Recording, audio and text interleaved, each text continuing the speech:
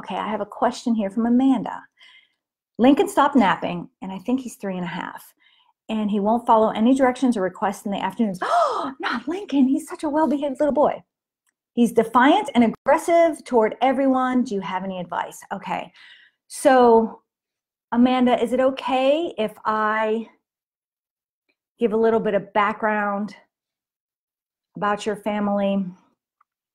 I'll just say that Amanda's family has had some recent changes, and so keep that in mind with the things that are happening with Lincoln. So maybe he's going through this phase of being defiant and not wanting to nap because of all the recent changes, although they're good changes. Okay, great, you said yes. So Amanda and her husband just adopted 2 lovely girls. And so Lincoln was an only child for a while.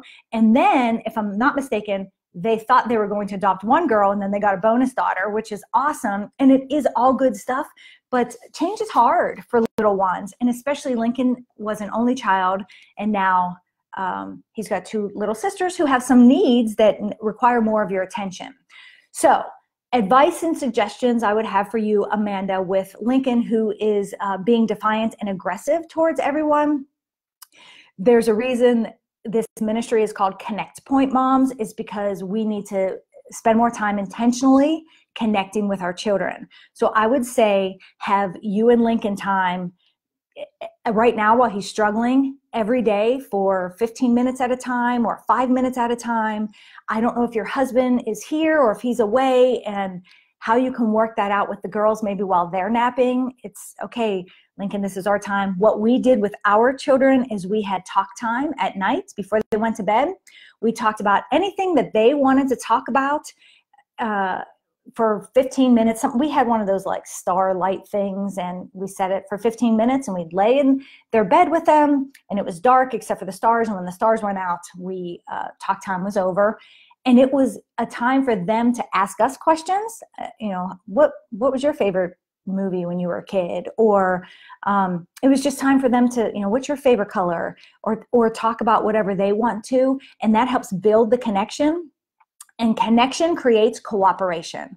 So nothing is really a magic pill, like I say, but connecting with Lincoln will make him more likely to want to cooperate with you. And I use this example in our everyday life. When my husband Tim and I are very well connected, and we're sitting next to each other on the couch, and everything's going really well, and I get up and I go into the kitchen, and he says, "Will you get me some water?"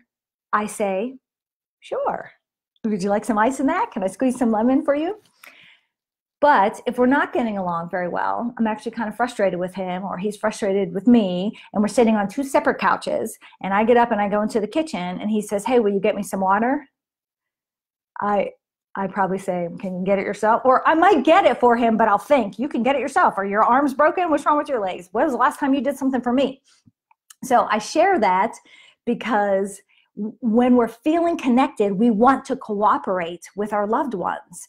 And when we're not feeling connected, we don't want to cooperate. So I hope that was helpful for you, Amanda, in a way that you can deal with Lincoln's new behavior. I can get more specific on, let's see, he stopped napping.